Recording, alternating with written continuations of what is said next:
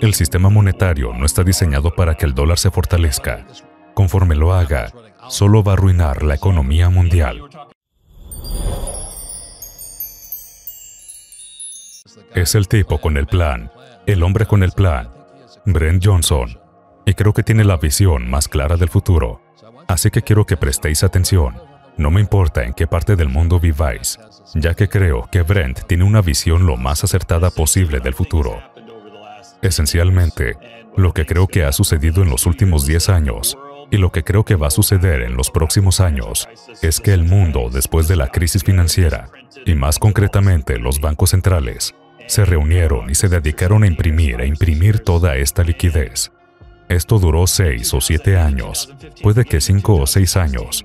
En los 2000, a finales de 2015, principios de 2016, Estados Unidos se detuvo.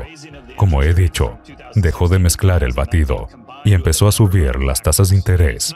El aumento de las tasas de interés de 2016 a 2019, combinado con otra serie de factores, no fueron solo los tipos de interés, aunque estos fueran un factor importante.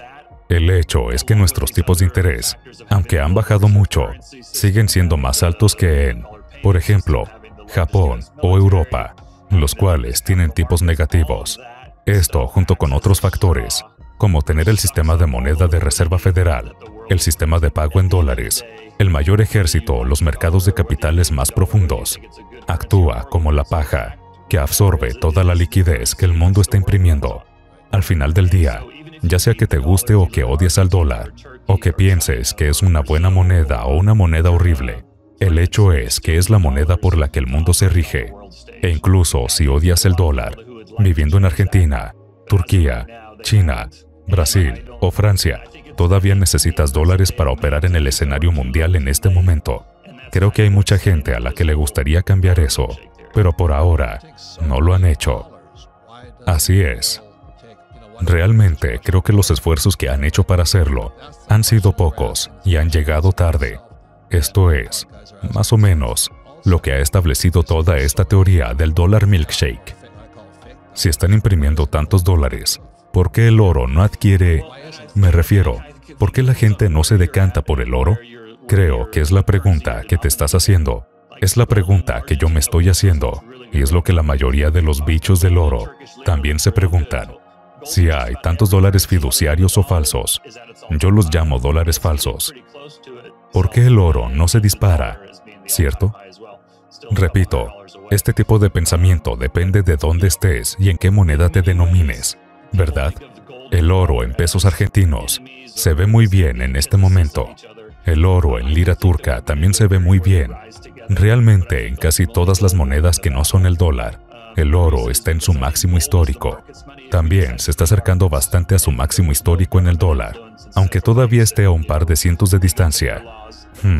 Pero ya sabes, en muchos sentidos, la gente piensa en el oro y en el dólar como enemigos o como en la antítesis el uno del otro. Creo que vamos a entrar en un periodo en el que subirán juntos, pero creo que en última instancia, el oro ganará la batalla. La razón es porque creo que el oro es el dinero del mercado. Si solo tuviéramos mercados libres y no hubiera influencia del gobierno, ni de los bancos centrales, ni de las leyes del curso legal, entonces creo que el mercado elegiría el oro como dinero. Pero no vivimos en un mundo libre. Podríamos quererlo, pero no es así. Debido a esto, los gobiernos del mundo, y no solo los Estados Unidos, no quieren un patrón oro porque les gusta ser capaces de gastar más de lo que ganan. Los políticos son elegidos haciendo promesas, así que no creo que los gobiernos del mundo quieran volver al patrón oro. Por supuesto, el mercado podría obligarlos, pero lucharían. Y es, en esa lucha, en la que creo que el oro es manipulado de vez en cuando. Yo diría que la principal diferencia entre el pre y el post-coronavirus, desde mi punto de vista, es la medida en la que Estados Unidos va a ayudar a mezclar el batido en el futuro. Antes pensaba que nosotros lo mezclaríamos un poco, que el resto del mundo seguiría mezclándolo mucho y que nosotros lo absorberíamos. Bueno, ahora creo que estamos mezclándolo, codo con ellos. Pero sigo pensando, por una serie de razones, que Estados Unidos va a ser el principal destinatario de la succión de todo ese batido, de toda esa liquidez que el resto del mundo está imprimiendo, o de esa liquidez que estamos inyectando en el mercado. Entonces, lo que estás diciendo es que, pese a que el mundo está imprimiendo dinero, eso va a fluir hacia los Estados Unidos. Exactamente. Y así, conforme ese capital entre los Estados Unidos, no creo que únicamente se note en el efectivo. Creo que se pondrá en lugares que nos den un poco más de dinero en efectivo. Tal vez vaya a Coca-Cola, a IBM, puede que incluso a Electronic Arts o a Microsoft, a cualquiera de las empresas que tengan algún potencial de crecimiento y que, tal vez, paguen un dividendo. Para pensar sobre la forma en la que esto funciona, realmente dependerá de dónde estés sentado. Si estás sentado en Argentina, tienes un exceso de ahorros y puedes ponerlo en el dólar, y el peso argentino baja un 10%, acabas de ganar un 10%. Si además lo inviertes en Coca-Cola y Coca-Cola te paga un dividendo del 3 o 4%, habrás ganado un 13%. Si Coca-Cola sube un 6%, habrás ganado un 20%. Aún así, ya sabes, no obtienes lo mismo si estás en los Estados Unidos, porque el dólar es tu moneda. Lo que quiero decir es que, te guste o no, la mayor demanda de divisas es la demanda de dólares. Y a pesar del hecho de que están imprimiendo un montón de él, la demanda empequeñece la oferta. Y la razón es porque gran parte de la deuda mundial también está denominada en dólares, por lo que tienen que pagar la deuda en dólares. Efectivamente, todo el mundo sabe que Estados Unidos tiene una deuda de 24, 23 o 25 billones de dólares, pero lo que mucha gente desconoce es que el resto del mundo tiene una cantidad equivalente de deuda. Si nos pusiéramos a profundizar en las empresas y en algunos otros, como el sistema bancario en la sombra, la deuda probablemente ascendería a 25 o 30 billones de dólares fuera de los Estados Unidos, la cual las personas que no operan con el dólar deben dólares. Repito, la demanda de dólares proviene del pago de los intereses de los préstamos en dólares y del pago de los préstamos en dólares de nuevo. En definitiva, la demanda de dólares es una especie de techo. Una pregunta rápida. Tu punto aquí es que el dólar va a ser más fuerte, que va a levantar la economía de Estados Unidos y la de todos nuestros activos tangibles. Pero, ¿cuál va a ser la desaparición? Bueno, en última instancia, quiero decir, el sistema monetario no está diseñado para que el dólar se fortalezca. Conforme lo haga, solo va a arruinar la economía mundial. En resumen, creo que el resto del mundo va a pasar por un momento muy difícil, ¿verdad? Y en última instancia, eso no es bueno para Estados Unidos tampoco. Por lo tanto, como el dólar sigue fortaleciéndose a pesar de los esfuerzos de la Fed para rebajarlo, creo que eventualmente el mundo tendrá que reunirse en otra conferencia del tipo Bretton Woods u otra, como el Acuerdo Plaza, con las que tendrán que o anular la deuda, o introducir una nueva moneda, o restablecer el sistema de una u otra forma. También creo que cuando esto suceda, será el punto en el que el dólar comenzará a perder valor. Ahí vendrá el momento en el que la gente ya no se precipitará hacia el dólar, ni hacia Estados Unidos. Puede que ese sea el momento de ir a comprar cosas, tal vez a Canadá, o a Australia, o a Argentina, o a Turquía, porque sus activos tendrán un descuento. A medida que ese capital salga de Estados Unidos para ser invertido en otros lugares, creo que hará que el dólar baje. Entonces, el capital se está saliendo del dólar. ¿Es lo que estás diciendo? Exacto. Tú siempre hablas del flujo de caja. Nada es más importante que el flujo de caja, ¿verdad? Si el efectivo está entrando, estás en buena forma. Si el efectivo está fluyendo hacia afuera, es algo malo. Por lo tanto, mientras el capital esté entrando en Estados Unidos, creo que es bueno para Estados Unidos. Cuando finalmente se dirija hacia afuera de Estados Unidos, creo que será malo. Aún así, no creo que estemos ahí todavía. Toda esta situación del coronavirus ha causado que tanto el comercio mundial, los viajes mundiales, como el movimiento mundial se detengan. Eso significa lo mismo para la velocidad del dinero. Realmente nunca hay suficiente dinero en el sistema para pagar toda la deuda, por lo que el dinero tiene que circular a un cierto nivel de velocidad con el fin de servir a todas las deudas que están ahí fuera. Cuando la velocidad del dinero cae, El dinero no circula. La gente deja de pagar y se produce una avalancha de impagos, lo que produce una contracción del crédito. Para intentar contrarrestar esa falta de velocidad, lo que hacen los bancos centrales es bombear liquidez. Creo que el COVID, combinado con la falta de flujo de dinero, está haciendo que la economía global se encuentre bajo aún más presión de lo que ya estaba antes, lo que hace aún más difícil conseguir los dólares necesarios para pagar la deuda en dólares. Creo que todo esto está acelerando la caída del batido. En el otro lado de la moneda, tenemos que van a imprimir un montón de dólares. Y así, cuando el COVID se vaya y el dinero comience a fluir de nuevo, tendremos mucho más dinero por ahí, que estará fluyendo. Esto es una receta perfecta para la inflación, pero primero se produce la deflación. Luego se imprime todo el dinero, y cuando el dinero comienza a circular, se obtienen altos niveles de inflación porque hay mucha liquidez. ¿Cuál es tu previsión para la zona europea con el euro? También tenemos a los ingleses y a los japoneses. Sí. ¿Qué ves en cada país? Creo que el euro probablemente va a desaparecer y no va a seguir existiendo en su forma actual. Creo que, en una base de precios, va a bajar hasta 80. Ahora está en 108. Probablemente baje un 25 o un 30% a partir de aquí. También creo que el yen podría irse, por lo menos, a 150, tal vez a 200. Eso es volver a donde empezó. Sí, exacto, sí. Es decir, esencialmente creo que el dólar va a volver a su máximo histórico, mientras que el resto de las monedas del mundo, incluso los grandes, se van a reducir a la mitad. Lo que eso significa es que, si vives en Japón, la vida será más cara. Absolutamente, sí. Lo mismo con el euro. Absolutamente. Y eso es lo que digo sobre el oro. Si no eres un inversor en dólares, probablemente podrías respaldarte con oro ahora mismo. Creo que el oro todavía puede tener un tiempo difícil en términos de dólares americanos. Cuando todo el mundo necesita dólares, vendes todo lo que puedes para conseguirlos. Fuera de Japón, nadie necesita yenes. Fuera de Europa, nadie necesita euros. Fuera de Argentina, nadie necesita pesos. Pero todo el mundo necesita dólares. ¿Y qué papel juega Bitcoin en todo esto? Bitcoin es interesante. Yo tengo Bitcoin y creo que si tienes la capacidad y algo de espacio en tu cartera para especular, deberías tener algo de Bitcoin. No creo que reemplace al oro. Creo que es un añadido al oro. Es un juego muy asimétrico.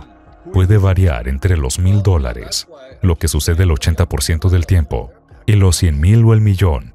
Es extremo. O el todo, o el nada.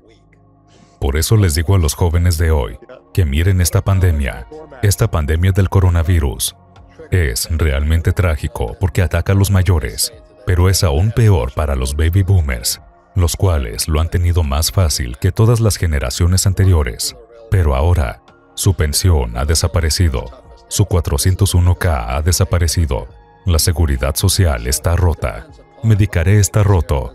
Por esto le digo a los jóvenes que esta pandemia, esta crisis, es lo mejor que les ha pasado. Tú sabes perfectamente que si cogemos de referencia un iPhone, tienes más poder con ese iPhone que el que yo tenía con todo mi ordenador central.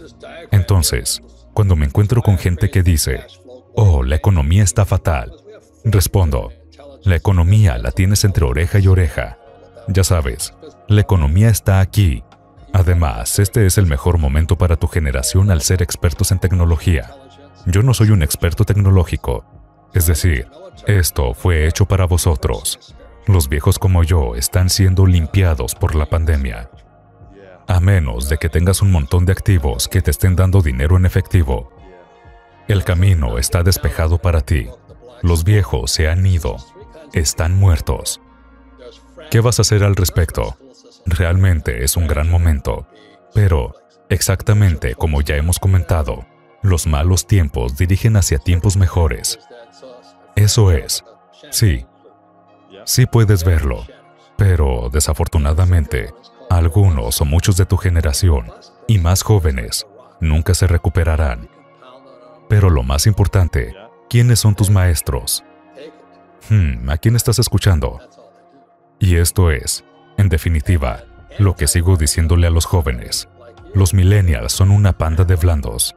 Conozco millennials que son horriblemente débiles. Yo los llamo copos de nieve. Ya sabes. Van a la universidad, les enseñan eventos desencadenantes o lo que sea. Ni siquiera sé lo que se les enseña hoy en día. Siempre digo, santo cielo, bienvenido al mundo real. Por otro lado, tenemos a los otros millennials que son duros como clavos. Para ellos, es la mayor oportunidad que han tenido. Enorme. En realidad, todo depende de lo que esté entre esta oreja y la otra, además de lo que haya en tu corazón. Yo siempre les digo, deja tu trabajo, porque yo no tengo un trabajo. Hace mucho tiempo tuve el único trabajo que he tenido, y nunca después quise otro, porque tenía que tener retos. En definitiva, todos somos diferentes. Somos humanos, por lo que somos seres diferentes. Os comparto este diagrama de aquí. Por esto es por lo que creé mi juego de mesa Cashflow, porque tenemos 4 inteligencias diferentes. Tenemos la inteligencia mental, tenemos, no sé cuál es esta, la inteligencia física. Tú probablemente tengas muy buenas habilidades físicas por hacer fútbol y todo eso. Sí. Inteligencia emocional y, además, inteligencia espiritual. Yo fui a la escuela militar en Nueva York y lo primero es lo espiritual. Por eso me hice marín, por lo espiritual. ¿Sabes lo que quiero decir? Porque pones tu vida en la maldita primera línea. Nassim Taleb, autor del libro Cisne Negro, dice que hay 3 tipos de personas en el mundo. La primera es la frágil, y eso es en lo que nuestros sistemas escolares se están esforzando, en crear frágiles copos de nieve. Esa es tu elección. Si quieres ser así, ten una buena vida. En definitiva, es ser tan frágil como una flauta de cristal. Si la golpeas, se hace añicos. Al segundo se le llama robusto, y una persona robusta es como la roca. Es decir, puedes golpearla, tirarla, y lo soportan, pero eso es todo lo que hacen. Por último, tenemos al antifrágil. Es alguien como tú. Cuanto más te machacan, más inteligente te vuelves, y mejor. Me encanta Nassim Taleb. Mucha gente lo llama Doctor Doom. En realidad, la forma en la que veo todo esto, esta economía, es que probablemente nos dirigimos hacia una depresión. No vamos a salir de esta. ¿De verdad? Oh, sí. La cuestión ¿es esto bueno o malo para ti? Yo lo estoy deseando. El último crash fue en 2008, e hice más dinero en 2008 que en toda mi vida. Por lo tanto, voy a ser aún más rico. Pero otros van a ser más pobres. Y si son baby boomers, van a culpar al coronavirus. Oh, mi salud. Pero bueno, sal a la calle, ponte unas zapatillas para correr, cambia tu dieta, toma algo de luz del sol, cuídate. No seas un cobarde. Oh no, tengo tanto miedo a morir. Ya estás muerto, pero aún ni siquiera lo sabes. En el cuerpo de Marines, solíamos llamarlos gente cadáver. ¿Cadáver? ¡Qué bueno! Sí, un hombre cadáver. Un hombre cadáver es una persona que está muerta, pero no lo sabe. Por lo tanto, es tu elección. Tienes que elegir a tus profesores sabiamente. Cuando el mercado se desplomó en 2008, adivinad cuánto dinero pedí prestado. 300 millones. Porque las tasas de interés estaban cayendo y los precios de los bienes raíces estaban yendo por el retrete. Cuando fui a ver a mi banquero, entré en mi banco con mi socio y toda esa propiedad que estaba flotando en el ambiente y le dije, te lo quitaré de las manos, solo dame el dinero suficiente para comprar la propiedad. ¡Guau! Eso son cojones.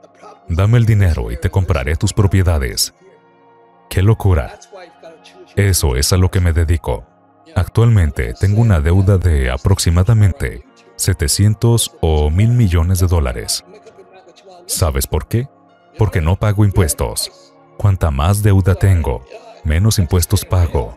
Tienes que elegir a tus maestros sabiamente. Así es como se ve una crisis financiera global. Cuando hablo de la deuda, en particular me refiero a los Estados Unidos, pero se aplica a cualquier país. Me centro en la relación deuda sobre PIB, porque realmente no se puede hablar de la deuda de forma aislada sin pensar en la capacidad para pagar la deuda. Pongamos un ejemplo sencillo. Si tienes un gasto de $50,000 en tu tarjeta de crédito y ganas $30,000 al año e intentas pagar el alquiler en Nueva York, etc., buena suerte. Probablemente te arruinarás. O, al menos, dejarás de pagar esa tarjeta. Pero si debes $50,000 en tu tarjeta de crédito y generas $5 millones al año, sencillamente emitirás un cheque. No es un gran problema. Lo que quiero decir es que no puedo mirar una deuda de $50,000 y decidir si es un problema o no, a menos que la compares con los ingresos. Si son demasiado bajos, es un problema. Si los ingresos son altos, no es un problema. Por eso se utiliza el ratio deuda sobre PIB. Estados Unidos acaba de llegar a $31 billones en deuda nacional. Esa es la deuda nacional, casi toda ella en forma de títulos del Tesoro y valores. Hay otras obligaciones, pero la gran mayoría son los títulos del Tesoro y los valores. ¿Es esto un problema o no? Bueno, una manera de responder a la pregunta es comparándolo con el PIB y haciendo una relación. La respuesta es que la relación es un poco superior al 130%. Al principio de la administración Trump, era del 106%. Entre Trump y Biden, conjuntamente, han subido 25 puntos porcentuales, de 106 a 131. ¿Cómo era en 1980, cuando Ronald Reagan fue elegido? La respuesta es 30%. El 30% es muy cómodo. Es como si la persona con una deuda de $50,000 ganara millones. No pasaría nada. El 30% es cómodo. Más allá del 50% es escabroso. Hay mucho material de investigación, con todo lo que pasó con Angela Merkel y sus años en Alemania, que respalda que el 60% es el límite. De eso trata el Tratado de Maastricht, que es el que creó la Unión Europea y el Banco Central Europeo. Ese era su objetivo. Dijeron, no superéis el 60%. Si lo hacéis, esperamos que se tomen medidas como, ya sabes, subir los impuestos, reducir la deuda o el gasto, hacer algo para volver a bajar del 60%. ¿Cuál es el umbral crítico? Cuando me refiero al umbral crítico, me refiero a la física. Resulta que muchos de los modelos que los economistas utilizan son basura, pero si se utiliza la teoría de la complejidad y los modelos de la física y se llevan a la economía, que es lo que llevo haciendo los últimos 20 años, funcionan extremadamente bien porque son sistemas dinámicos complejos. Uno se refiere al dinero y otro a las partículas y ondas, pero tienen mucho en común. Si te preguntas, ¿cuál es el umbral crítico donde el agua se convierte en vapor, o el agua se convierte en hielo, o algo cambia de tal manera que no es lo mismo, siendo radicalmente diferente, pero sucediendo muy rápido? La mejor investigación dice que la respuesta es 90%. Stephanie Kilton, que es un gran cerebro, siempre dice que no importa. Ella siempre señala a Japón. Japón está en el 280%, muy por encima de cualquier miembro del grupo. En China es probablemente mayor. China es un poco más opaca porque, bueno, lo son, pero también porque no tienen tanta deuda nacional. Si se mira la deuda nacional respecto al PIB, es modesta, pero tienen una enorme cantidad de deuda provisional. Y los bancos o el sistema bancario es propiedad del gobierno o está controlado por el gobierno. Así que cuando se junta la deuda bancaria, el estado de las empresas, la deuda provisional y el gobierno, nos da la verdadera deuda nacional. He tenido conferencias en China. Estuve en el sur de Nang, donde tienen estas ciudades fantasmas. Fui a verlas. Son reales en el sentido de que son de acero, vidrio, cobre, cemento y asfalto. Tienen clubes de campo, hoteles, complejos comerciales, edificios de apartamentos de lujo de gran altura, etc.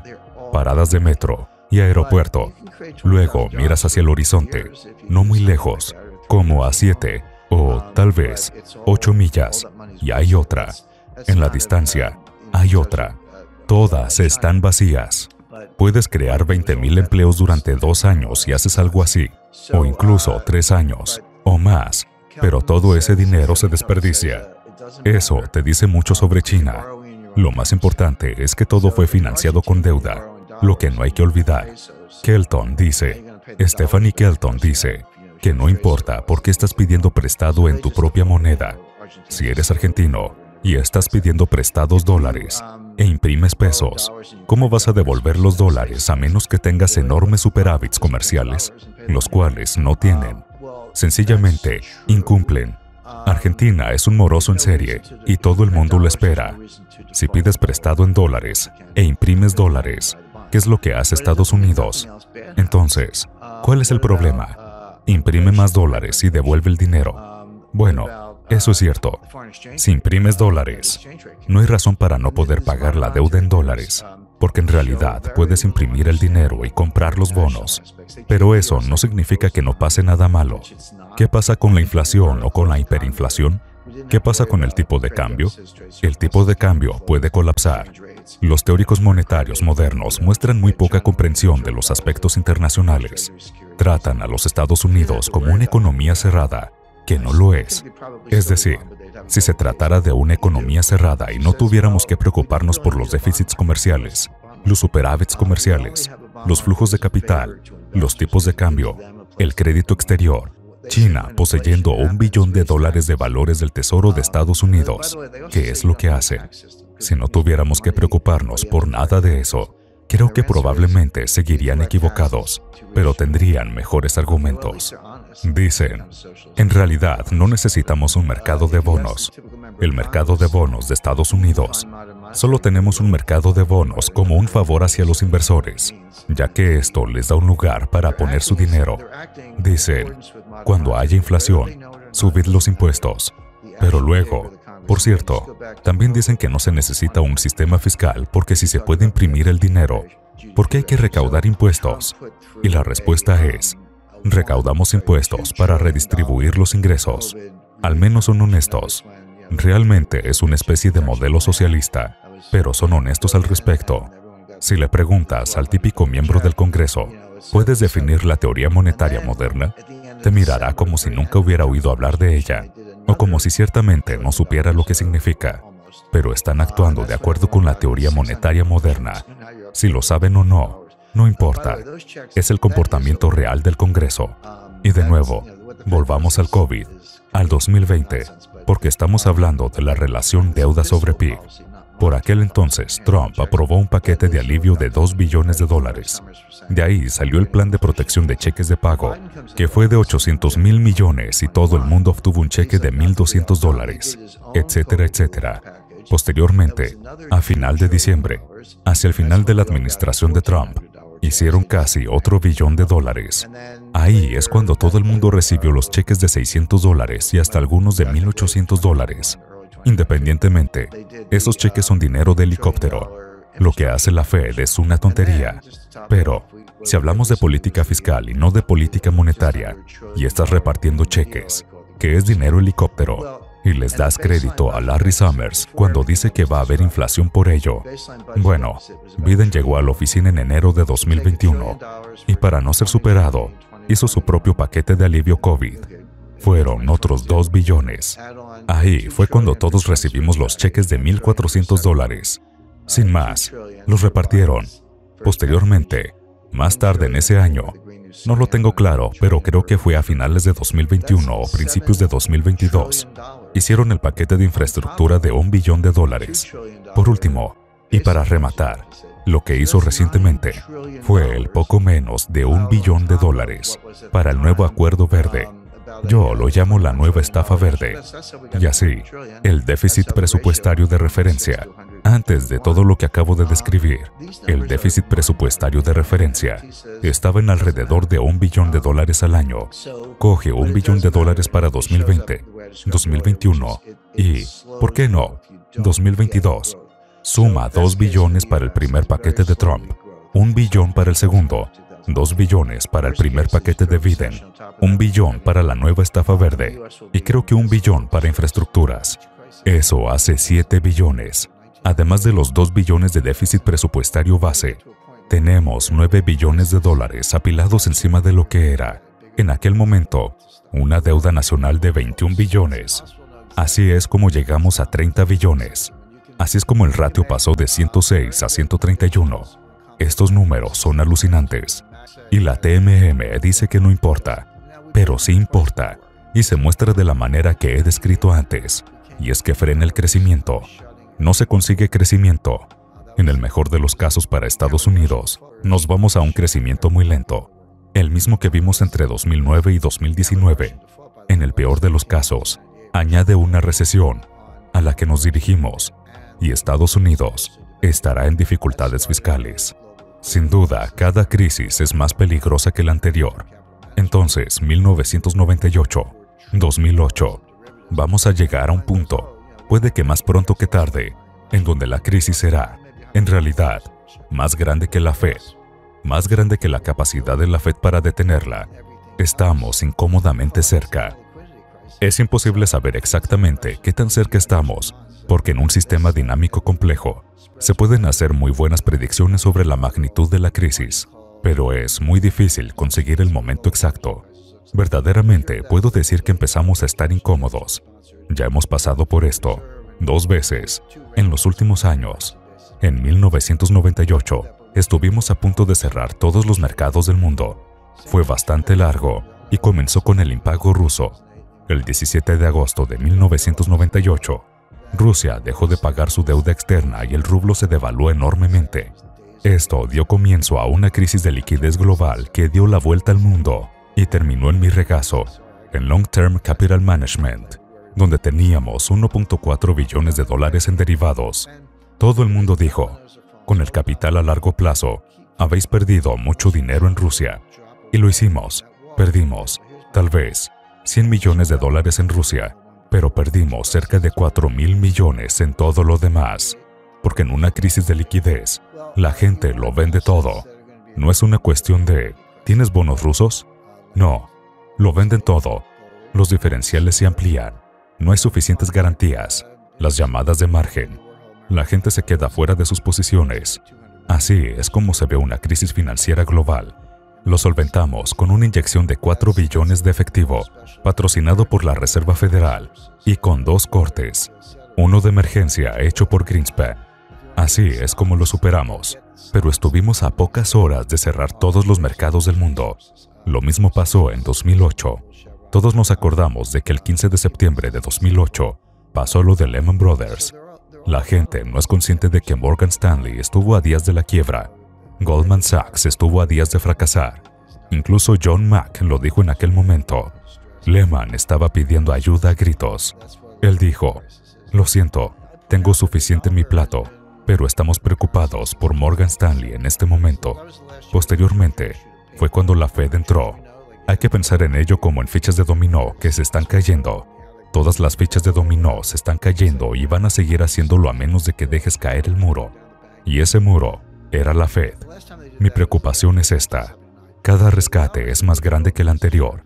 Cada crisis es más peligrosa que la anterior.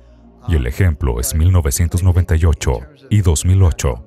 Si quieres activos que vayan a ser inmunes a una crisis de liquidez global, ¿cuáles son?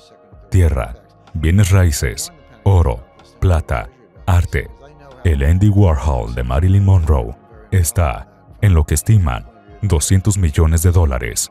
Lo podrías haber comprado por $50,000 en la década de 1970. Es cierto que esto es más especializado, pero tenemos también los recursos naturales como el agua, la energía, el petróleo. Si quieres poseer acciones, puedes coger acciones de empresas que se basen en los recursos naturales, como ExxonMobil o Chevron. Con esto únicamente estoy poniendo un ejemplo. La cuestión es que hay un montón de empresas para protegerse. En realidad, ahora mismo, una cartera de acciones regulares no es buena, porque los bancos van a tener dificultades al igual que los fondos del mercado monetario. Esto es lo que conlleva una crisis de liquidez. También quiero señalar que el dólar ha sido una criptomoneda desde, al menos, 1979. Ese fue el último año en el que el Tesoro emitió un billete de papel del Tesoro. Puede que alguna abuela lo tenga como recuerdo guardado en algún ático. Era algo así como un cupón que podías llevar al banco para cobrar. Pues bien, la última vez que hicieron eso fue alrededor de 1979. Desde entonces, el dólar ha sido digital y el tráfico de mensajes ha estado encriptado desde alrededor de 1980. Aún así, creo que, en términos del impacto sobre el dólar, hay que tener cuidado con lo que se desea. Y esto es, exactamente, lo que estaba diciendo antes. en términos de efectos de segundo o tercer orden. Advertí al Pentágono sobre esto. También lo hice con el Tesoro, porque sé cómo funcionan las sanciones económicas. He estado muy involucrado en esto desde el punto de vista de la comunidad de inteligencia y, también, asesorando al gobierno, pero pueden ser poderosas. Aún así, si las utilizas demasiado y con demasiada amplitud, en realidad pierden todo su impacto porque la gente a la que te diriges dice, bueno, vale, estoy fuera del sistema del dólar. Ya lo has hecho muchas veces con anterioridad. Y este es un ejemplo de ello. Nunca habíamos congelado un banco central antes. Lo hemos hecho ahora. Nunca antes habíamos echado a un país entero del SWIFT, con la excepción de Irán, pero es un caso mucho más aislado respecto al que tenemos ahora con Rusia. Y así, esto da lugar a que se reúnan y digan, vamos a crear un nuevo sistema de pago o vamos a elegir una nueva moneda. Verás, los saudíes es lo que están diciendo, ya que, de repente, si eres uno de los principales príncipes de Arabia Saudita, como, tal vez, Mohammed bin Salman, o cualquiera de los principales príncipes, tienes un yate en Mónaco, tienes una casa en Aspen, quién sabe cuántas casas, palacios y yates más por todo el mundo, jets privados, por lo que dirán, hey, en realidad pueden llegar a incautar todas esas cosas, porque es lo que estamos haciendo con los oligarcas rusos. De todos modos, no se limita a los oligarcas. Vimos este tipo de neofascismo en Canadá hace muy poco. Chrystia Freeland, la viceprimera ministra, congeló las cuentas bancarias y las criptocarteras de los camioneros. Canadá llegó a criminalizarlos. Si según la reciente interpretación de la ley canadiense, apoyada por la viceprimera ministra Chrystia Freeland, apoyase a los camioneros, es un acto criminal. Por eso le dije a Justin que fuera a buscarme. En realidad, ella está embargando las cuentas de los camioneros y Biden está embargando las cuentas de los oligarcas. Pero es lo mismo, ¿no es así? Camioneros y multimillonarios, pero es lo mismo. De repente, Canadá y Estados Unidos, el número 1 y creo que el número 5 o tal vez el número 6 de la economía mundial, han congelado las cuentas en dólares canadienses y estadounidenses de las personas que no les gustan. Tu punto de vista puede ser que fue por una buena razón. Al igual que Putin no debería haber invadido Ucrania. Lo entiendo. Pero, si eres un príncipe saudí, o si eres ruso, o incluso un oligarca chino, ¿cómo de cómodo te sentirías con el dólar ahora mismo? No le he conocido en persona, pero me parece un tipo muy brillante. Independientemente, aparte de llevar el maletín de Larry King durante unos meses, o un año tal vez, nunca ha tenido un trabajo fuera del mundo académico o del gobierno. Realmente no entiende ni el mundo real, ni lo que estamos discutiendo en este momento. Por lo tanto, la respuesta a tu pregunta es que no pensaron en esto, que no entienden los efectos en cadena, que no entienden cómo funciona realmente el sistema monetario internacional y que no entienden las consecuencias. Te voy a poner otro ejemplo, el cual ha estado recibiendo cierta publicidad. Nosotros nos dedicamos a imponer todo tipo de sanciones a Rusia, por lo que Rusia dijo, vamos a detener nuestras exportaciones, nuestros metales estratégicos, nuestros productos químicos y todos los otros elementos que todos los demás necesitan para los insumos en sus procesos de fabricación, y aprobaron una prohibición a las exportaciones de níquel. Por lo que si necesitas níquel para hacer baterías, buena suerte con tu vehículo eléctrico. Entonces, Estados Unidos lanzó sanciones a Rusia. Rusia tomó represalias mediante la prohibición de la exportación de níquel, por lo que el precio del níquel se fue a la luna. Subió por un factor de 4 o 5. La bolsa de metales de Londres cayó tanto que tuvieron que cerrar. Pero, ¿quién perdió? Fue un multimillonario chino que posee una de las mayores explotaciones mineras de níquel en el mundo. Perdió, creo que 6 o 5 mil millones de dólares. Por lo tanto, Rusia y Estados Unidos luchando una guerra económica, y el perdedor aparece en China. Esto no estaba en su pantalla del radar, no estaba en la pantalla del radar de nadie, pero es un buen ejemplo para mostrar que el daño aparece cuando no te lo esperas. Rusia tuvo alrededor de unas 600 veces más oro. Hoy tienen 2.300 veces más. China tuvo unas 600 veces más oro. Hoy tienen unas 2.000 veces. Quizá un poco menos. Es lo que sabemos, aunque podrían tener varios miles. En definitiva, Rusia y China han hecho exactamente lo que queríamos que el Pentágono hiciera en 2009, que es aumentar sus reservas de oro por un factor de 4 o más. Esta es la más amplia, como ya he dicho, burbuja de activos de todos los tiempos con 3,5 de las 4 principales clases de activos. Está claramente en el territorio de una burbuja severa.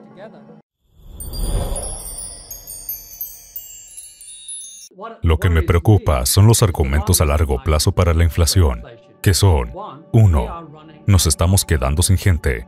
En China, donde los 500 millones de agricultores adicionales precipitaron la globalización, han tenido ahora cohortes decrecientes en la edad de los 20 años, durante 20 años, y están garantizados desde que están vivos. Sabemos que los cohortes de neonatos están cayendo como una piedra.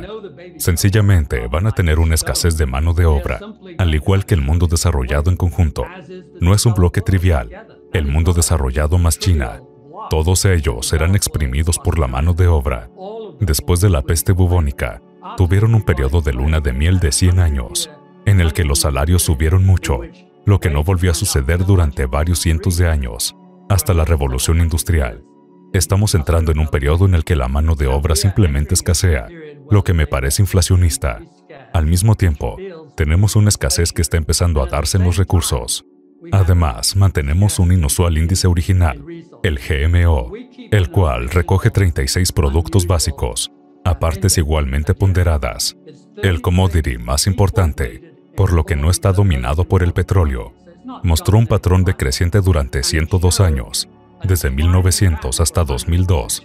Y sí, fue interrumpido por la Primera Guerra Mundial, por la Segunda Guerra Mundial y por la OPEP. ¿Por qué no iba a ser así? Pero quería bajar, y bajó un 70%, llevando al índice a 30. Hoy, 122 años después, el índice ha bajado un 10%. Se ha ido a 90.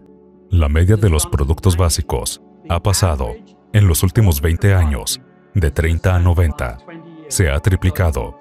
La razón es, por supuesto, el crecimiento de China, pero creo, mirando los datos de una manera bastante apasionada, que también representa la escasez intrínseca, la guerra entre los pozos más profundos, el peor mineral de hierro, etc. Los mejores van primero. La lucha es siempre entre la tecnología, que durante 100 años se adelantó a la escasez. Fue 2 pasos hacia abajo, para la carencia, y 3,5 pasos hacia arriba, para la tecnología. Ahora hemos llegado a una fase en la que hemos superado todo esto, y nos encontramos con 2 pasos hacia arriba, para la tecnología, y 3 pasos hacia abajo, para la escasez. Los datos desde hace 20 años nos están gritando que nos estamos empezando a quedar sin ellos. Además, hay que añadir una guerra, y, por supuesto, el COVID. Somos tan frágiles. Todo lo que tienes que hacer ahora es toser y esto rebota en todo el mundo, en picos de precios, en carencia y en cuellos de botella. Ese es el mundo en el que será mejor que nos acostumbremos a vivir. Vamos a tener un mundo con cada vez más cuellos de botella y escasez. Lo mismo ocurre con los alimentos.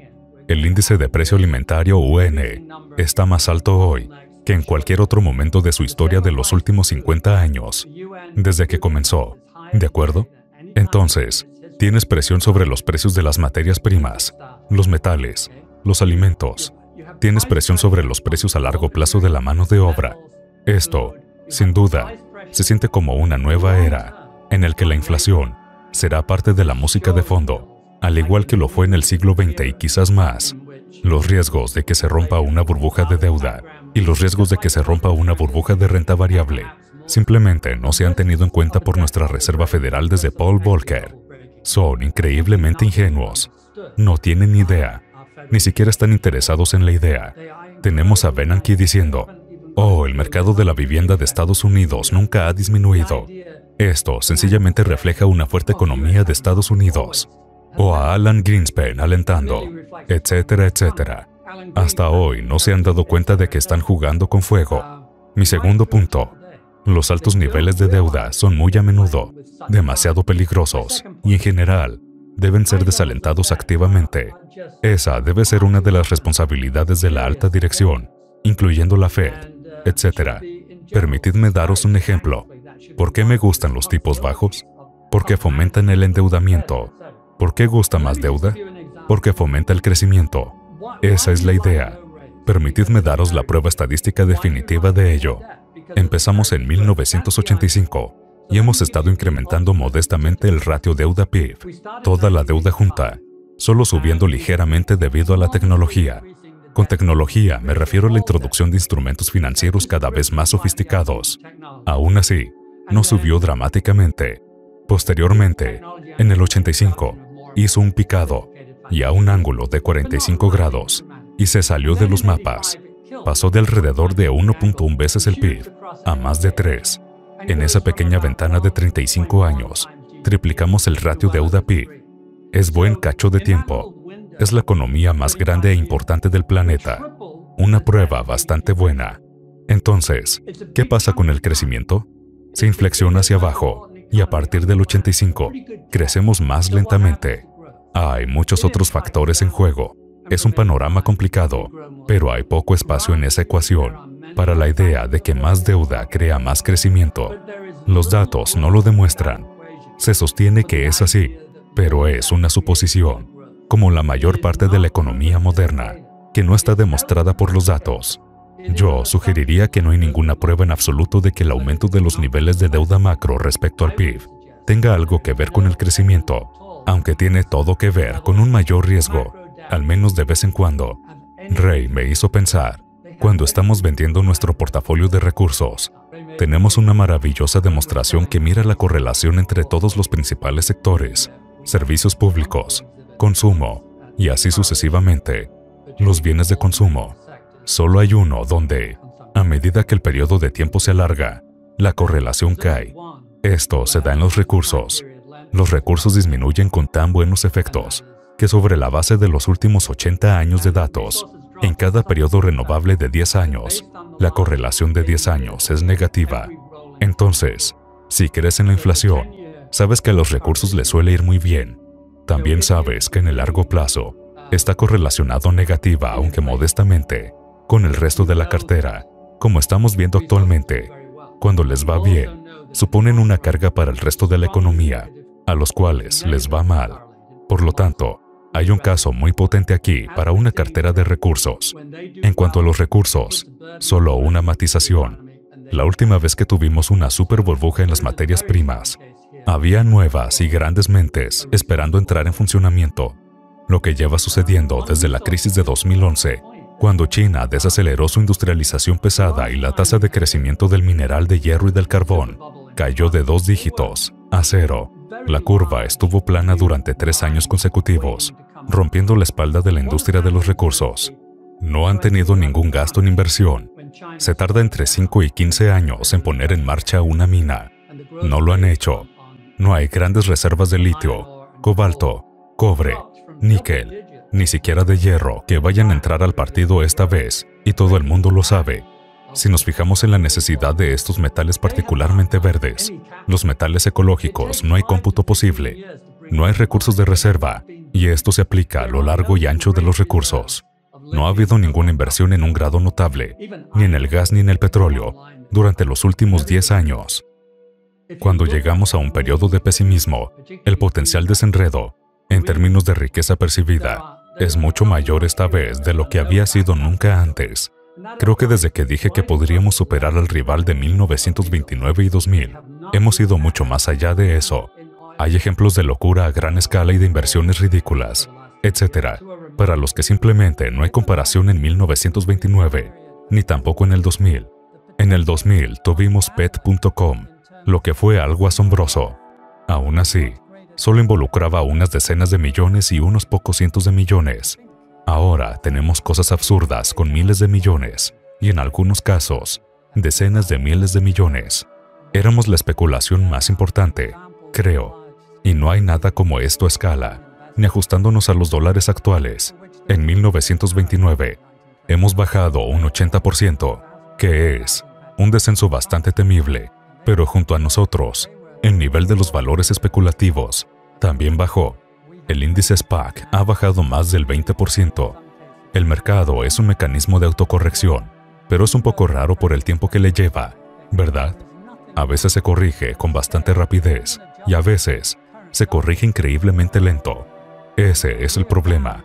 Si nos remontamos al año 2000, que podríamos decir que es el anterior líder en especulación, lo que sucedió es que el mercado alcanzó su punto máximo en marzo del 2000. Entre marzo y septiembre, Pet.com básicamente quebró.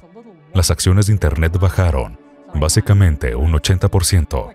Toda la industria .com, toda la burbuja TMT estalló y la industria, que había sido el 30% del mercado, disminuyó en un 50%.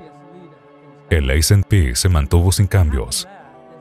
Y podrías haber dicho, durante esa ventana de 5 o 6 meses, oh, pero, ¿no es saludable? Están vendiendo la escamosa Pet.com y están comprando Coca-Cola. ¿Qué hay de malo en eso? Y eso es exactamente lo que pasó. Me gusta pensar en ellos como un equipo de termitas pesimistas. Se añaden primero a lo más loco, después a las acciones de crecimiento inferior y posteriormente a las acciones de crecimiento intermedio, para acabar en Cisco, que fue durante 8 minutos, más o menos, la mayor empresa del mundo por capitalización bursátil. Y todas ellas bajaron colectivamente un 50%. El resto del mercado subió un 17%, así que parecía increíblemente saludable. Pero entonces, las termitas alcanzaron el mercado en general y el 70% se volteó, lo que provocó una caída del 50% en 2 años. El Nasdaq bajó un 82%. El problema con los apuntalamientos es que siempre parecen terroríficos. En 1929, el mercado no lanzó su punto máximo cuando pensaban que el apuntalamiento era terrible. El mundo, uniformemente, incluyendo al jefe de la Reserva Federal, Alan Greenspan, pensó que el sistema nunca había estado mejor. Justo en la cima de la burbuja inmobiliaria de 2007, Bernanke y compañía pensaban que el mercado inmobiliario de Estados Unidos nunca había disminuido, lo que simplemente reflejaba una economía estadounidense fuerte. Los apuntalamientos eran estupendos. Nunca lo interpretaron bien. La Reserva Federal, en particular, nunca ha tenido ni idea de las burbujas de activos. Ni siquiera lo abordan. Actúan como si no existieran, excepto el alza. De vez en cuando, se atribuyen el mérito de que el efecto riqueza ayude a la economía, y lo hace.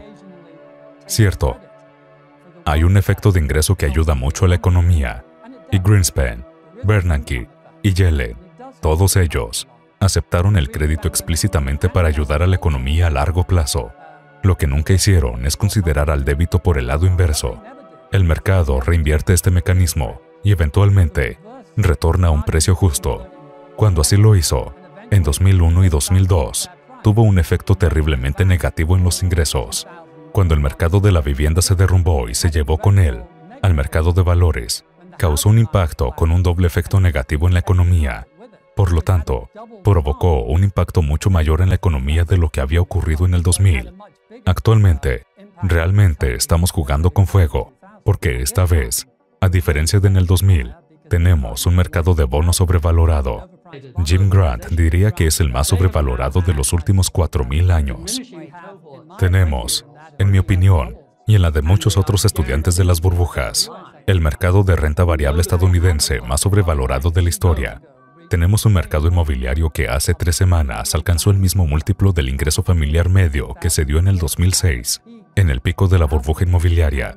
Tenemos que las materias primas, recientemente, se han desbocado de tal manera que el índice Goldman Sachs de la no energía, que versa sobre alimentos y metales, que son bastante importantes, acaba de igualar el pico de 2011, el cual se decía que era uno de los eventos del superciclo de las materias primas por aquel entonces. Por lo tanto, esta es la primera vez en la que nos arriesgamos a que 3 clases y media de activos burbujen al mismo tiempo. Cuando lleguemos a un periodo de pesimismo, el desenredo potencial, en términos de riqueza percibida, será mucho mayor esta vez de lo que ha sido nunca antes.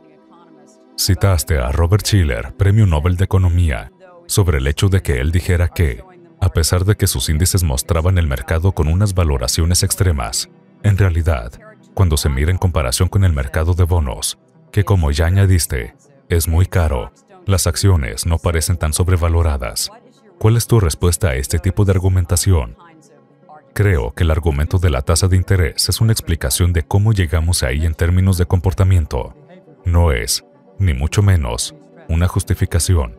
No se justifica nada cogiendo de referencia el activo más sobrevalorado de la historia del hombre, el mercado de bonos, y diciendo que, en comparación con ello, estamos sencillamente muy sobrevalorados y, por lo tanto, relativamente más baratos. Eso es un consuelo de tontos. Salomon Brothers, una empresa importante por aquel momento en 1989, envió un escuadrón de ataque justificándolo con que el mercado de valores japonés se acercaba a 65 veces las ganancias. Es lo que nos dijeron en aquel momento. Y así se dio. Por decir algo, el verdadero McCoy. Este equipo fue por ahí señalando que las tasas en Japón eran tan bajas que un PA del 100% sería justo. Por supuesto, el colapso que siguió en la Tierra, los bonos y las acciones, fue cósmico. Eso fue justo en 1989 y todavía no se ha recuperado. Todavía no ha alcanzado el nivel de 1989, ni en su mercado inmobiliario, ni en su mercado bursátil.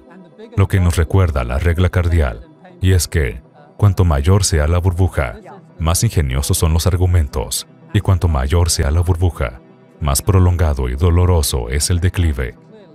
Sí, esta es la más amplia, como ya he dicho, burbuja de activos de todos los tiempos con 3,5 de las 4 principales clases de activos. Está claramente en el territorio de una burbuja severa. ¿Cierto? Y pensar que no tienes alternativa, sino que tienes que elegir entre una de las 4 burbujas, es una manera bastante sombría de ver la verdad. Entiendo el argumento de decir, elige una burbuja, ya que probablemente todas irán juntas y sufrirás mucho dolor. Además, el contenido intelectual de ese argumento, de que todas son burbujas, así que tenemos que elegir la menos mala, resonará en tu cabeza mientras el mercado se deshace. Si tuviéramos una docena o 15 años de mercados planos con beneficios adeudados y una rotación dentro del mercado, todo funcionará bien. Todos los gestores de carteras que he conocido han pensado que en las burbujas de mercado esto podría ocurrir y sería lo que pasaría. Sin embargo, el mercado aborrece los movimientos largos y laterales. Como todos sabemos, o sube más de lo que piensas o baja más de lo que esperas. Siempre se puede albergar la esperanza de un movimiento lateral prolongado, pero parece que nunca llega. Permíteme decir, por cierto, que siento una enorme simpatía por ser parte de una burbuja. Cuando era joven, en 1968-1969, tuvimos una espectacular mini burbuja en pequeñas acciones, y todas se cuadriplicaron y nos hicieron ricos. Luego, todas explotaron conjuntamente y la mayoría de ellas quebraron. Yo acababa de salir de la escuela de negocios y gané una pequeña fortuna, casi lo suficiente como para pensar en retirarme en Inglaterra. Luego, en el espacio de unos 9 meses, perdí todo de nuevo y me quedé con $2,000. Tuve suerte de cubrir mi apalancamiento y salir sin una deuda enorme. Fue absolutamente emocionante, probablemente el momento más emocionante que he experimentado en la inversión. Por esto, simpatizo completamente. Nadie que sea joven e invierta y gane dinero va a escuchar a un viejo cascarrabias contar sus historias de guerra sobre cuándo se arruinó. Lo entiendo. Por lo tanto, no hay nada que pueda decir que haga que alguien cambie su comportamiento. El poder psicológico de la burbuja para absorber a todo el mundo es prodigioso. Lo sabemos desde la crisis de los tulipanes y nunca se detendrá. Se siente psicológicamente difícil, al igual que reinvertir cuando estás aterrorizado. Ambos captan el espíritu del ejército. Bueno, yo miraría a mi alrededor y me haría la pregunta, ¿cuál es el menos malo? Y el menos malo son los mercados emergentes, pero están en uno de sus 3 puntos de máxima diferencia respecto al S&P 500. Cada uno de los otros 2 ejemplos funcionó maravillosamente bien a favor de los mercados emergentes. Por el contrario, cuando los mercados emergentes estaban en su punto máximo, como ocurrió en 2007, se vendieron a un PA superior al del S&P. Con esto pudieron ocurrir cosas muy malas, como sucedieron, pero los mercados emergentes estaban relativamente muy baratos y bastante cerca de su valor razonable. La otra cuestión es el valor frente al crecimiento. Las acciones de bajo crecimiento fueron golpeadas por las de alto crecimiento en la década que terminó en 2019. Luego, en el año 2020, tuvieron el peor año con diferencia. En definitiva, tienes la peor década, seguida por el peor año. Y Bitcoin es una mejor versión, mejor que poseer oro. Sigo siendo alcista respecto a las criptomonedas. Soy alcista porque, obviamente, está muy devaluado ahora mismo. Realmente yo recibí un golpe. Todo el mundo recibió un golpe con la cripto. Sí, uno grande.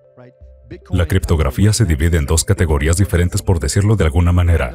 Está la reserva de valor, que es Bitcoin. Bitcoin, y no me importa lo que digan los máximos, vale lo que alguien quiera pagar por él. Ya se sabe cuál es el número máximo de Bitcoin que habrá. 21 millones. Eso es todo. Pero, aunque sea algo bueno, tiene que tener a gente que quiera poseerlo y mantenerlo para que el precio suba. ¿Y qué pasó cuando todo el mundo empezó a comprarlo? Que el precio subió, ya que es una reserva de valor. Está impulsado por la oferta y la demanda. Creo que reemplazará a muchos poseedores de oro, a aquellos que en el pasado poseyeron oro. En realidad, nadie posee oro físico. Solo es una transacción digital. Y Bitcoin es una mejor versión. Mejor que poseer oro. Sí, por esto, creo que Bitcoin va a estar bien. Pero, ¿a dónde se va a ir el precio y cuándo? Dependerá de la oferta y la demanda. ¿Qué pasa con Ethereum? Ethereum, pues, ¿qué es el que más me gusta? A mí también. Pero, ¿por qué?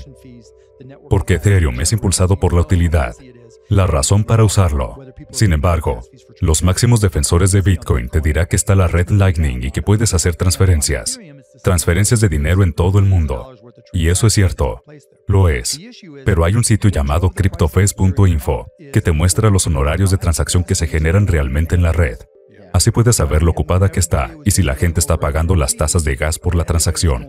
Se puede ver en Bitcoin que ha estado bajando, no subiendo. Sí. Y en Ethereum funciona de la misma manera. Puedes ver que hay millones de dólares en transacciones que están teniendo lugar. La cuestión, y lo que hizo subir el precio de Ethereum, fue que la gente necesitaba comprar estas tasas de gas para los NFT. Y cuando todo el mundo estaba jugando con los NFTs y todo el mundo se volvía loco por ellos, la gente los acuñaba utilizando tasas de gas. La gente que los compraba utilizaba tasas de gas, y también la gente los cambiaba por tasas de gas. Esa utilidad es la que ayudó a impulsar a Ethereum. Correcto. Una vez que el número de transacciones de NFT comenzó a caer, no había ningún comprador natural. Y realmente pasó exactamente lo mismo. Hay que jugar para ganar, y la realidad es que no puede funcionar en la forma en la que está estructurado ahora mismo. Necesitas algo como lo que puede ser una aplicación. Si se piensa en los primeros días de iPhone y la informática móvil, realmente no se sabía nada acerca de las aplicaciones y se empezó a pensar en ¿qué aplicaciones puedo llegar a utilizar? De repente, apareció Instagram. Las redes sociales. Sí, exacto. De la nada. ¡Bam! Las redes sociales y sencillamente todo el mundo se iba a descargar Instagram. Todos los niños se iban a descargar Snapchat. Todos los niños se iban a descargar TikTok. Todos los niños se iban a descargar incluso la aplicación de YouTube. Esa es la utilidad que obliga a la gente a usar su iPhone, la tienda de aplicaciones o lo que sea. Sí, es una gran manera de verlo. Con Ethereum está pasando lo mismo. De momento, no hay una aplicación en la que digas, vale, todos tenemos que usarla. Sí, eso es lo que se necesita. No creo que vaya a ser algo como Instagram para Ethereum o parecido. Entonces, ¿cómo crees que sucederá? Alguien tendrá una idea inteligente y la hará realidad. Hay gente que está presionando constantemente hacia ese lado. He sido un inversor en un mar abierto y ha sido genial. Por el dicho de antes, jugar para ganar. También soy un inversor de Axie Infinity y de Mavis, pero creo que lo han estropeado. Fueron perjudicados porque los hackearon, por lo que no es del todo justo. Pero independientemente, tienes que tener una razón para que la gente compre un token, ya sea de Ethereum o cualquier otro que no sea solo especulativo.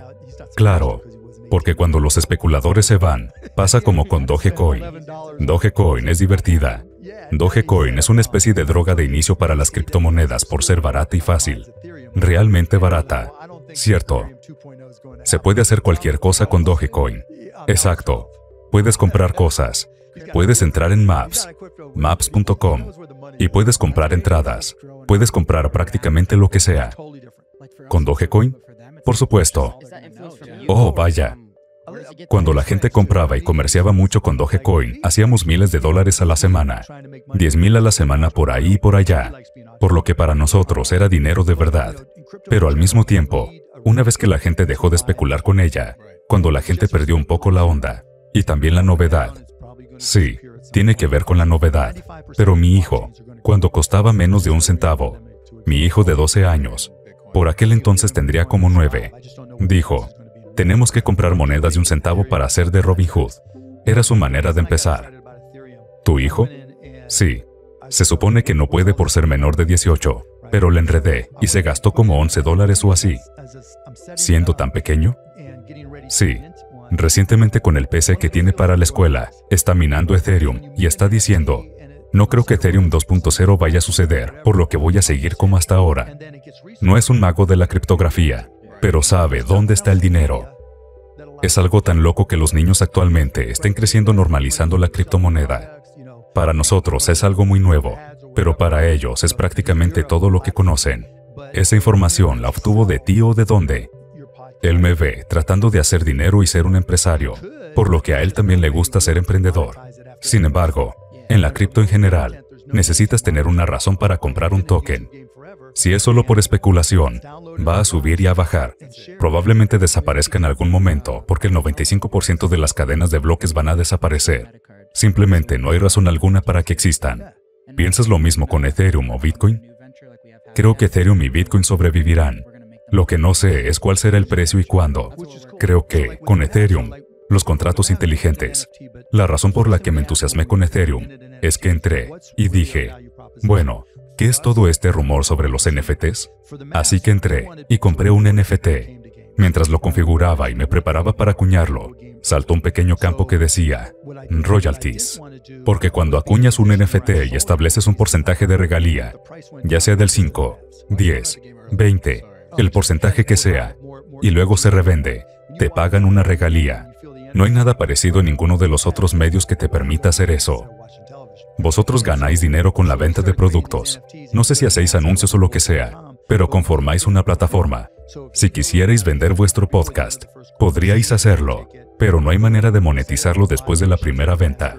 Sí, es lo que pasa para la mayoría de los contenidos. No hay manera de monetizarlo. Aunque hubieras estado en YouTube desde siempre, una vez que se descarga, se ve y se comparte. Hasta ahí llega todo. En realidad, hace no mucho creamos la Full Send Metacard, y en ella dejamos caer un NFT también. Sí, y pronto vamos a estar trabajando en una asociación estratégica, al igual que tenemos en Happy Dad. Vamos a crear una nueva, y vamos a hacerle socios de la empresa con una colaboración, lo cual es genial. Eso es en lo que estamos trabajando. Nosotros con los MAVs hicimos un NFT, pero lo primero que nos preguntamos cuando acuñamos el NFT fue, ¿cuál es realmente nuestra propuesta de valor? Para nosotros y para el consumidor. Respecto a los MAVs, queríamos recompensar a la gente que viniera a los partidos, y queríamos recompensarlos aún más si venían a un partido temprano. Sin embargo, no quería estar en la posición de vender un NFT a alguien, por si bajaba de precio y se cabreaba con los MAVs. ¿Por qué querrías llegar temprano al partido? Perdona, simplemente porque hay más vibra, hay más energía en un partido. Claro, cuando entras en un partido de la NBA y sientes esa energía, por eso vas al estadio en lugar de verlo por la televisión. Lo entiendo. Por eso empezamos a crear estos NFTs, y puedes entrar en mavscollectibles.com, pero los damos gratis. Por lo tanto, si vas a un partido de los Mavs y llegas antes del fin del primer cuarto, escaneas tu entrada, y voilà. Lo hemos linkado directamente con Ticketmaster, donde creamos una cartera para ti, y el NFT estará en ella en un corto plazo. Entonces la gente los intercambia, los compra, los vende. Es cierto que algunas personas lo revenden más caro que el precio de la entrada. El punto es que no quiero entrar en ese juego donde estoy vendiendo NFTs para tratar de hacer dinero rápido, porque cuando el precio baje, como lo está haciendo ahora, tu marca se ve afectada. Con total seguridad. Pensarían algo así como, sí, lo compré y conseguí mi NFT para Happy Dad, pero no ha subido. Un día puede ser el héroe, y al siguiente, el villano. ¿Por qué crees que todo el asunto de la NFT se ha ralentizado? ¿Qué crees que pasa? Porque una vez que no había suficiente dinero entrando, todo se convirtió en especulación. Hay como un 90% de especulación. Solo el 10% le gusta tenerlo. Es como tener un Bored Ape. Todavía hay algo de caché en ello, ya sea teniéndolo en tu perfil o no. Sin embargo, siempre puedes decir, hey, tengo un Bored Ape, y así alguien pagará alguna cantidad por él. Espero que hayas disfrutado del vídeo. Asegúrate de darle al botón de suscribirte para ver más vídeos increíbles como este. Esto ha sido Mentes Brillantes. Gracias por vernos.